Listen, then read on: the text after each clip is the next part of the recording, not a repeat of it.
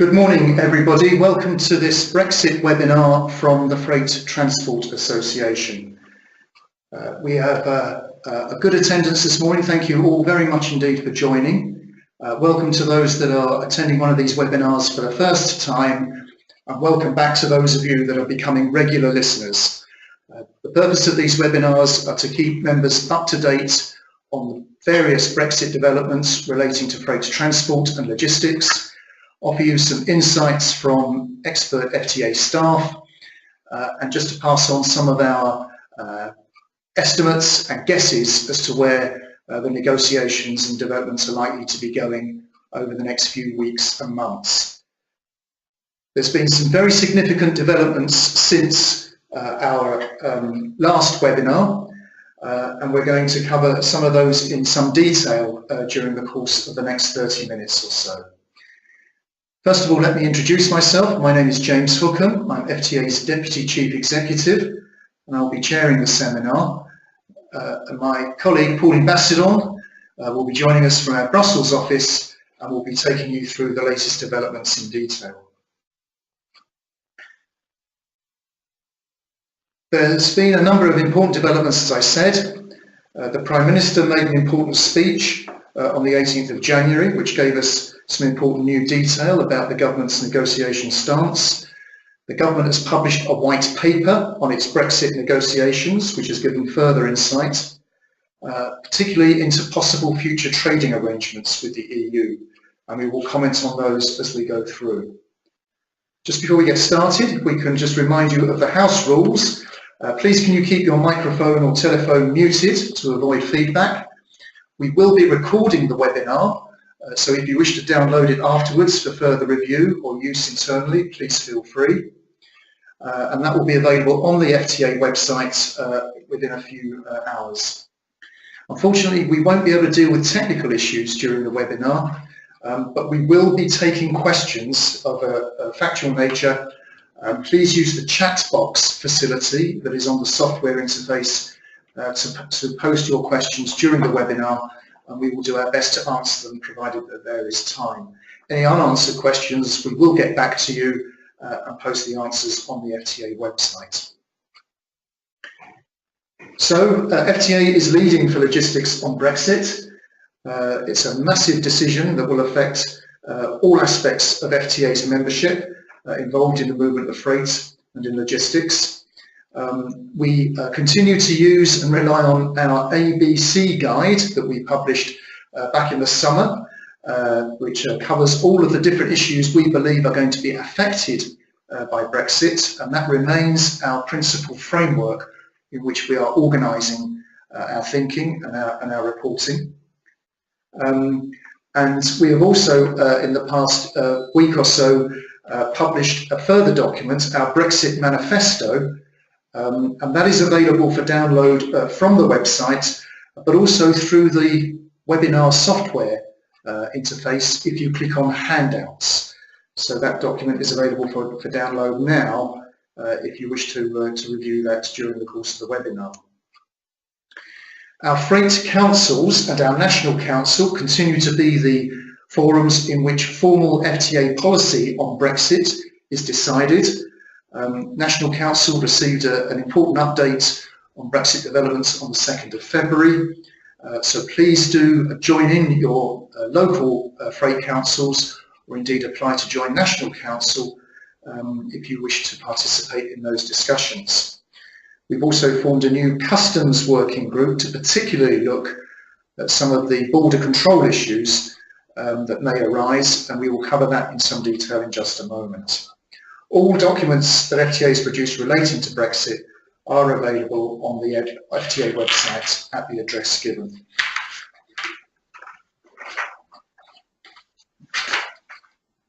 I'm now going to hand over to my colleague Pauline Bastidon in Brussels to take you through the next stage of the webinar. Pauline. Thank you, James, and good morning, everyone. So where do we stand today in terms of what we know and what we do not know? Well, the column certainties is becoming bigger, which is obviously positive. The speech from Theresa May, as well as the white paper, have helped clarify some of these issues in a positive way. So where do we stand? Well, there are still several unknowns. Of course, the political landscape in other EU member states, as you might know, there are elections planned in France, in the Netherlands, and later on this year in Germany as well. So obviously this will have an impact on the outcome of the negotiations, because some of the key people with whom Theresa May will need to negotiate are likely to change. Unfortunately, we won't know more about that until these elections have taken place, but it's an important factor to bear in mind. The sequencing of negotiations is also something which is not entirely clear at this point, but should be clarified fairly soon. So are the 2 years of the Article 50 process for the withdrawal agreement, i.e. The agreement whereby the UK formally leaves the European Union and deals with any sort of outstanding budgetary matters, where are the agencies going to be based in the future, that kind of things, civil servants with UK nationality, and with the free trade agreement, or will they only focus on the withdrawal agreement, sort of transition period, to then let the negotiating teams discuss the free trade agreement? Well, that's still up for debate, although the treaty provides for this free trade discussion on the future relationship with the EU to already be discussed at that point, and that's very much what the UK government is hoping will be done. We'll have a bit more clarity when Article 50 gets triggered, because then the Council will adopt the details of how the negotiations are to be conducted, and that will provide clarity as to what exactly will be discussed when. Of course, the nature of the agreement is still a little bit unclear. We know that Theresa May wants to have a free trade agreement with the EU, but is that going to be negotiated following the rules of Article 50 or under different rules? Because usually trade agreements are negotiated in a slightly different setting and with slightly different approval rules as well, so that might change things a bit. And finally, will there be transitional arrangements or not? And what will be the nature of these arrangements? The white paper refers to phased implementation of some of the changes brought about by Brexit, but of course a transitional period might be needed. Both sides seem to be open to the idea, but it remains to be seen what exactly would be included there. There are, however, as I said, some certainties, and a growing number of certainties. The first one is that Article 50 is now highly likely to get triggered on the 9th of March, because there will be a meeting of the heads of state and government at European level, and that's one quite possible opportunity where Theresa May could trigger Article 50, provided, of course, that the UK Parliament has given the green light to the UK government to do so. Government's intention is for the UK to leave the single market and the customs union at the point of exit. That's something which was very, very clear in Theresa May's speech and also in the white paper. What is also certain is that nothing changes until a withdrawal agreement has been signed and the negotiations are completed. And while the UK remains a member of the EU, all the EU rules, regulations, and the penalties, of course, that come with them remain in place. And that will be the case at least until a formal withdrawal agreement has been signed, and possibly beyond, depending on the nature and the content of potential transitional arrangements. So what's the process for Article 50? Well, the ball is very much in the UK's court at this point. The Prime Minister will be able to trigger Article 50 when she receives Parliament's approval. This has moved one step further when the House of Commons gave the green light, so now it will be up to the House of Lords to do the same. And if that's the case, then we're expecting the Prime Minister to trigger Article 50 on the 9th of March, which at this point in time is the most likely date for it to be triggered. The European Council, minus the UK, of course, would then have to agree guidelines, on how the negotiations would be conducted, what the content of the negotiations would be, and then there would be a 2-year period to negotiate the withdrawal agreement, as well as the future relationship with the EU, hopefully. This might not be fully decided at this stage, however. If a deal is reached, either during this 2-year period or at the end of it, then the UK lives and the new arrangements apply, or discussions on the future relationship would start if this hadn't been tackled as part of the Article 50 process per se. If no deal is reached, negotiations can be extended, but that requires unanimous approval from all the other member states in the EU. And if no deal is reached and no extension is secured, then the EU treaty ceases to apply, and WTO rules will apply to trade between the UK and the EU until the UK has negotiated a free trade agreement. So what are the roles and responsibilities in Brussels on the sort of EU 27 side of the negotiating table? Well, you've got the 3 main European institutions which all have a role to play in these negotiations and these discussions.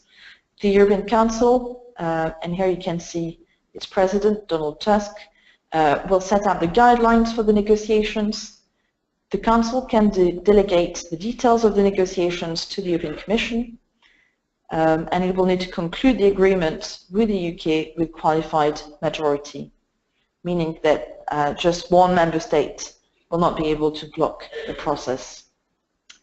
The European Commission will also have an important role, and here you can see the picture of Michel Barnier, who's the chief negotiator for the Commission. He's working with a task force of officials, and the task force and Michel Barnier, the chief negotiator, are likely to lead on the details of the negotiations, supported of course by the services. The services of the Commission will provide technical expertise and are also likely to lead on the trade negotiations, as they usually do. The European Parliament should not be neglected, actually, because it will need to provide its consent before the Council can conclude the agreement with the UK. And the European Parliament has appointed Guy Verhofstadt, and you can see his picture on that slide as well, as the sort of lead coordinator from the point of view of the European Parliament. Discussions have already started there, but it's more at the sort of analysis level at this point in time. But for sure, all the discussions and negotiations will properly start once Article 50 has been triggered. And we are going to engage with all these people during the course of the negotiations at the appropriate level. So what have we done lately? Well, on top of the ABC guide, we've also adopted our Brexit Manifesto. It's organized along 3 core streams: Global Britain, making the most of new international opportunities; accessing the European Union market post-Brexit; and finally making the most of Brexit domestically to build a stronger Britain. The manifesto contains 10 core recommendations for government to make a success out of Brexit, going from global to the future relationship with the EU down to domestic matters, and it is being sent to all relevant government and parliamentary contacts of FTA. And as James mentioned, you can actually download a version of the manifesto either from our website or if you click on handouts in the webinar tool. So going back to the FTA ABC guide to Brexit, this is indeed the way we've structured our thinking. The speech from Theresa May in January, as well as the white paper from the Department for Exiting the European Union, which was released on the 2nd of February, have provided us with more details on most of these headings. What is important to highlight is that transport gets actually explicitly mentioned for the first time, i.e. aviation and road haulage in the white paper. It's on page 44 of the white paper, and the paper recognizes the need to find suitable solutions, post-Brexit and the importance of making sure that the flows of goods can continue unhindered post-Brexit. Our own interactions with all relevant departments, in particular the FTA and the XEU, have actually shown us that government takes this very seriously and really wants to minimize the disruptions, and will keep working with government to make sure that this is the case. Before I go into details, just to update you on 2 points on this ABC guide. Non-UK EU workers, the government intends to phase in a new system to control EU migration in order to give businesses time to prepare post-Brexit. There might actually be a separate bill on immigration matters. That's quite possible. It's mentioned specifically in the white paper. What we have learned as well is that the government will conduct an analysis of skills gaps, and of course we will make sure that logistics is identified as a priority sector with specific needs, considering the current skill shortages as well as the proportion of non-UK EU workers in logistics, including warehouses. The other point I wanted to briefly update you on before we go into more details is trade deals with the rest of the world. Work is underway to define the government's approach to trade policy. Government will want to start consulting businesses and other interested parties fairly quickly on the detailed positions that it needs to adopt, and FTA will of course be part of this consultation, although we are already in close contact with all relevant departments, including the Department for International Trade. Trade preferential arrangements for developing countries are specifically mentioned in the white paper, which is positive because these arrangements are very important to ensure that UK manufacturers and retailers are able to keep sourcing material and products from developing countries at an attractive cost. And that will remain an important priority for us as the negotiations proceed. Now to go to access to the single market, which is arguably one of the most important things that will be discussed in these negotiations. We now have much more clarity on this, actually, as a result of Theresa May's speech and the white paper. We know that government wants to have a bespoke free trade agreement, and that this is the most likely option. We know also that the UK will leave the single market and the customs union on the point of exit, and will therefore seek to negotiate a new customs arrangement and a new free trade agreement with the EU. This new agreement should give UK companies maximum freedom to trade and also operate within European markets. And it should also, of course, let European businesses do the same in the UK. And the new free trade agreement with the EU, and that was a bit new, although not so surprising, could include elements of current single market arrangements in certain areas. Now, this could potentially be understood as meaning that regulatory convergence could continue in certain sectors in return for tariff-free and frictionless trade. Certainly, in the sort of opening remarks to the white paper, this is the feeling you get if you look at what David Davis has written. So alongside a new arrangement with the EU, government will also look to ensure that the UK's own customs systems and processes continue to be as effective as possible, and would like to make more use of digital processes and tools in this respect.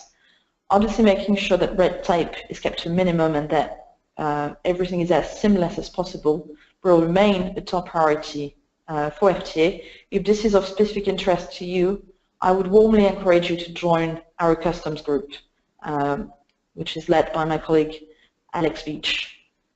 So please do get in touch with us if that's the case.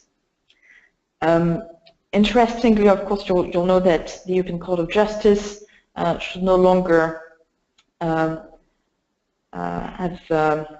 power in the UK in the future, but government stated quite clearly that it would favour the use of a dispute resolution mechanism to resolve any trade disputes going forward with the EU, the details of which would be set out in the new free trade agreement with the European Union. Not being a member of the single market or in a customs union is, however, likely to have some practical consequences. We'll have to use the rules of origin, probably to demonstrate that products do indeed come from the UK or have been substantially improved in the UK. Government will seek a phased process of implementation in which both the UK and the EU institutions and the remaining member states prepare for the new arrangements.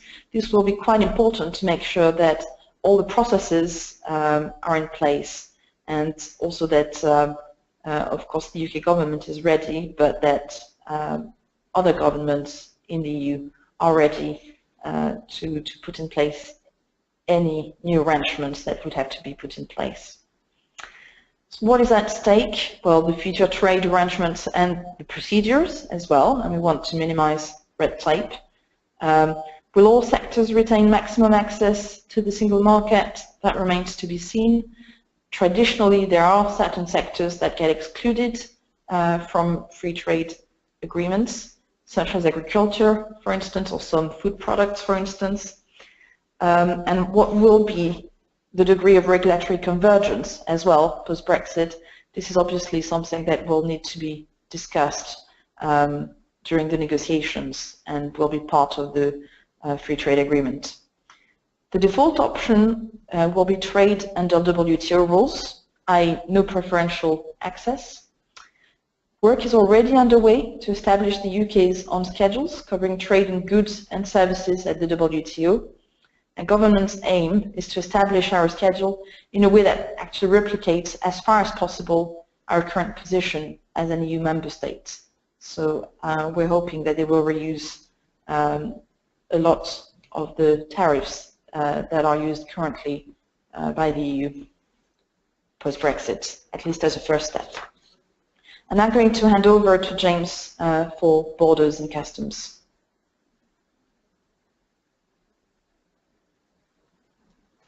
Okay. Thanks, Pauline.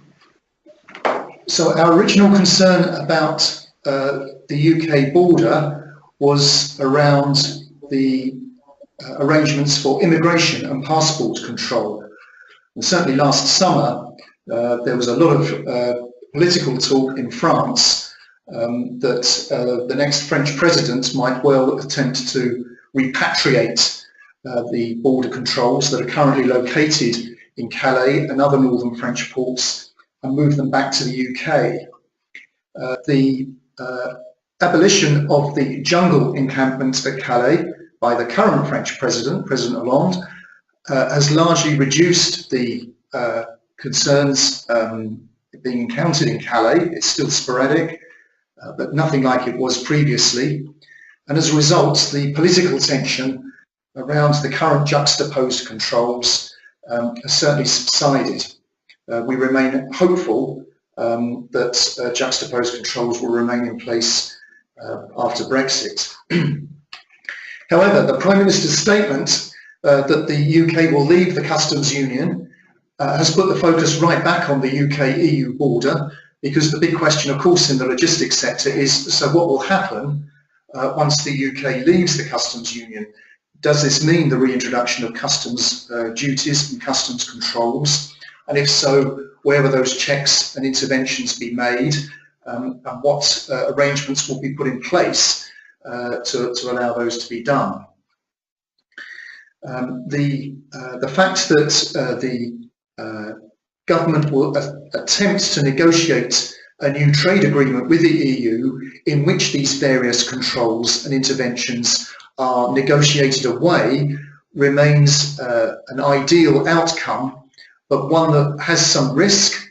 And certainly the Prime Minister made clear in her speech that if she couldn't get the right deal on immigration control and on the jurisdiction of the European courts, she would simply walk away, because in her words, no deal is better than a bad deal. And if that happens, UK trade with the EU would simply default back to World Trade Organization rules, with the full impact of formal customs controls being introduced, possibly at very short notice. So FTA remains very concerned about the impact of new customs controls, potentially, at the borders. This is something that we are particularly anxious that the government understands the consequences of in its negotiations, as it will have profound practical consequences on routine freight transport operations, especially on Dover Straits traffic, both on ferry services and on Eurotunnel shuttle services. And we've seen through disruption at Calais in previous years just how fragile those services are to interruption and delay, this could be a serious impediment to trade if it's not managed correctly. So we have gone to the government with our proposed checklist of things that they need to get right, assuming that there will be some form of customs controls introduced upon Britain leaving the EU. Then we certainly need to make sure that customs systems capacity is adequate to handle all the additional declarations that might be required. There will certainly be the need for businesses to relearn how to make customs declarations, as we haven't had to make them for EU trade since 1992. We need to make sure that all customs administrations in Europe are honouring the arrangements that are in place, and that we can continue to clear customs once at the UK-EU border and benefit from the free circulation of goods right across the rest of the EU, and then we're not having to seek further clearances at successive national borders for goods that are transiting Europe. An absolutely key requirement is that customs checks and interventions on vehicles are not carried out at British ports. There simply isn't room, the physical space to conduct these checks, certainly not at Dover or at Folkestone Channel Tunnel Terminal. And many of the Irish seaports are similarly congested, and there simply isn't physical space for any new customs interventions to be accommodated. So we need to make sure that any interventions that do take place are taking place inland, and if possible, all declarations and customs procedures are being handled electronically, and only very carefully targeted physical interventions are being made. Our fifth requirement is that there is no sudden transition from one situation to another. We are all going to need some time and some notice in order to adapt from the relatively free and open trade that we currently enjoy with the EU to whatever new interventions are required after we actually leave the European Union and the Customs Union in a couple of years' time. As we said, hopefully the Prime Minister will be successful in her ambition, and the UK will negotiate a free trade agreement in which most of these customs requirements are negotiated away. But at this stage, that remains a highly ambitious outcome, and FTA believes it's right that the government prepare for some level of customs controls and makes appropriate preparations. So this is a situation that we will continue to keep under close scrutiny and update you on as the many different discussions and forums that FTA is involved in continue to develop and greater clarity on this issue emerges. I'll now hand you back to Pauline to cover off the remaining items in the agenda. Thank you, James. So moving to domestic legislation, well, of course, government announced a while back that they would issue a Great Repeal Bill that would repeal the European Communities Act of 1972 and reenact current EU legislation under a new Act of Parliament as UK law. We now have a bit more information about this Great Repeal Bill thanks to the white paper. It will basically translate EU rules into UK rules, but specific matters such as immigration or customs, for instance, are likely to be dealt with in separate bills. What it will do is three main things. So it's going to repeal the European Communities Act, as I said. It will preserve EU law where it stands at the moment before exit. Parliament will then be able to decide which elements of that law to keep, to amend or repeal once we have left the EU. And the UK courts will then apply those decisions of Parliament and the devolved legislatures. And thirdly, the bill will enable changes to be made by secondary legislation to the laws that would otherwise not function sensibly once the UK has left the EU. So while Parliament will be able to decide whether to keep, amend or repeal specific rules post-Brexit, the White Paper is also quite clear that domestic legislation will need to reflect the content of the agreement government intends to negotiate with the EU. So we can probably expect some kind of regulatory convergence there. The White Paper on the Great Repeal Bill will be published separately, and that's going to provide us with more details as to how exactly this is going to work. But just to sort of have a look at potential issues or things that we need to bear in mind. Of course, there is a risk of different rules for international transport. So transport in the UK and transport towards the EU or in the EU might end up having different rules further down the line. And some international rules actually governed by non-EU legislation. So that's the case for driver's hours, which is in the ATR Convention, in any case, and would remain anyway, regardless of whether the UK remains a member of the EU or not. And dangerous goods are also regulated at another level when it comes to international transport. So these are matters to bear in mind, meaning that there won't be the complete regulatory freedom post-Brexit. And moving to Ireland, of course there are very specific issues for the island of Ireland. It's the only land border with the EU, or for the UK. There's a high dependency of trade between the Republic and Northern Ireland, and as we know, a lot of businesses actually operate on an island of Ireland basis, and some have to cross the border 40 or 50 times during a given day. Government's intention is to protect the common tribal area and prevent any hard borders from reappearing. How this will work in practice, of course, remains to be discussed. This is a big priority for FTA.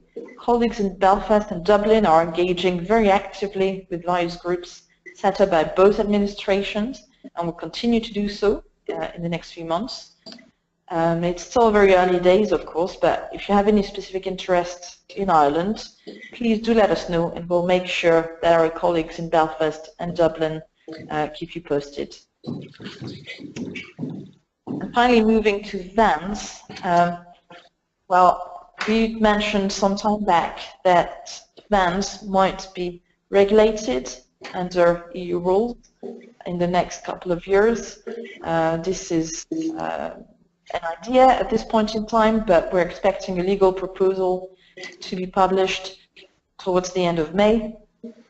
And what we know of the Commission's thinking at this point is that it proposed to extend certain aspects of truck licensing to vans, such as, for instance, financial standing, as well as all the professional competence aspects. So of course, it doesn't mean to say that it would be the same level as for trucks when it comes to financial standing, and the requirements in terms of training, for instance, for professional competence are likely to be lighter, but that's a serious threat. We may have to live with this depending on the content of the trade deal and the arrangements with the European Union. So this is something we're trying to influence while we still can, by asking what problem the Commission is really trying to solve there. And we'll continue very active on this, of course. Now, looking at the practical implications of Brexit, just to wrap it up. So in the short term, until the UK leaves the EU, you can expect no radical changes. All the EU rules and regulations still apply, and you are very much expected to respect these rules, otherwise you're liable for penalties. Pound fluctuations have already had some impact and are likely to have even more impact on trade, especially. But most of the changes will probably come post-Brexit. The extent of the changes will very much depend on the content of this free trade agreement with the EU, but low friction trade procedures will remain a priority for FTA. And on this, I'm now going to hand over to James to tell you what FTA is doing. FTA, of course, continues to maintain a very high profile on Brexit right across government, both in Westminster and in Brussels.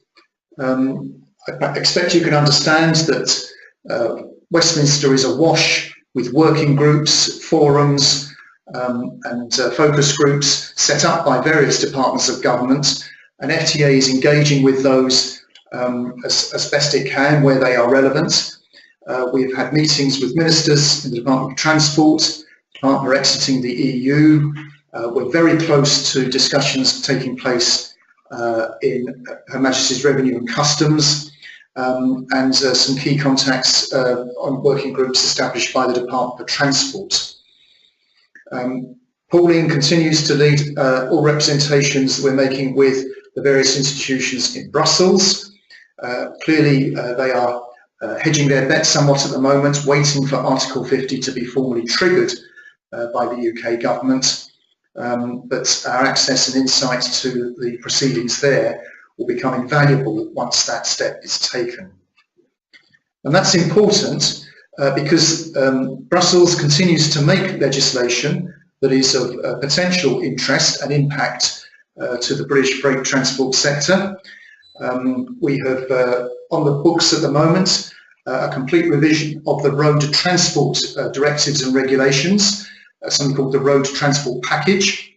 The Commission has recently published outline changes it wants to make to the driver CPC directive, and as Pauline mentioned earlier on, there's some extension or proposed extension of O-licensing controls to parts of the van sector. Now, it is still possible, of course, that this will be of academic interest because Britain might well leave the European Union and not have to worry about any new Brussels legislation. On the other hand, it could well be that we are required, or we choose to continue to comply with certain aspects of European requirements in order to achieve the kind of frictionless trade agreement that we are seeking. So compliance with existing and new EU directives could be traded as part of the negotiations. So our policy is to continue to influence these new legislative developments while we can, and certainly national and regional councils took positions for FTA on these various new proposals at recent meetings, and we will be making our representations accordingly. We are continuing to report developments through all normal communication channels, and I'll share with you the dates for future webinars in just a moment. We also share our thoughts with you through our Brexit blog that is available on the website. But our pièce de résistance this month is the Keep Britain Trading Conference, which is taking place a month tomorrow at the QE2 Conference Centre in Westminster in central London. This is our first dedicated event to look in particular at some of the international trade procedures that may follow after Brexit, and includes speakers from the includes speakers from the Department for Exiting the EU, as well as contributions from the UK Trade Policy Observatory and representatives from FTA counterparts from around the world that will be discussing the striking of new free trade deals. We have also been promised a speaker from the Department for Transport that will update us on the impact on domestic activities and domestic operations. So this will be a key date for you if you're interested in not just getting up to date speed with the developments on Brexit, but also sharing your views and those of your fellow members in what I promise you will be a very productive and very informative day on the 15th of March next year. I'm also pleased to be able to offer participants in this webinar a 50% discount on the cost of the seminar. So if you go to the FTA website and you choose to attend, you can enter the code FTA KBT 50 at the appropriate points on the website, and that will discount your cost of attendance by 50%. We will confirm those details in an email that we will send to all participants after the end of the webinar. But this will be a high point in FTA's Brexit activities, and we do hope you can join us on the 15th of March. We continue to our study and commissioning work, research work on the major implications of Brexit, and some of that work will be reported at the conference that I just described. The government is very much interested in some of the impact and costs of delays that might arise, and we are helping them with that research as well. It's a little after 12:10, and we've reached the end of the webinar. Please use the chat box on the webinar interface to lodge any questions that you may have. We will answer as many as we can and get back to you afterwards if they require any further research. But if I can draw to your attention the dates for the next webinars, and the next webinar will be on the 16th of March, that's the day after our conference, at 2:30, and then again on the 20th of April and the 18th of May. I'm sure it won't have escaped your notice, but by the time we meet again next, it will be after the 9th of March, and the UK could well have given notice, formal notice, of its intention to leave the European Union, which will be quite an event in itself. So thank you for your participation, and thank you for your attendance. We will leave the question box open for you if you wish to lodge any questions. But I will draw the webinar to a close now. May I thank Pauline for her presentation and look forward to speaking to you all again at future FTA webinars on Brexit. Thank you very much and good afternoon.